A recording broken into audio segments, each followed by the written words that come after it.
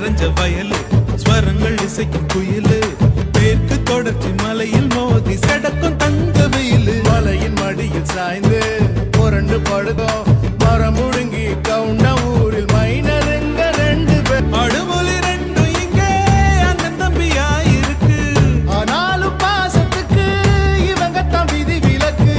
அதுக்கும் ஒரு கதை இருக்கு கேளுங்கடா இவங்க கதையதான் வந்தார வாழ வைக்கும் சேரணத்து சீமை இது செவ்வாழ குமரிகள சொர்க்கம் இது கொங்கு நாட்டு தென்றலுக்கும் குமரி பொண்ணு வாசம் வரும் கொங்கு தமிழ் பொண்ண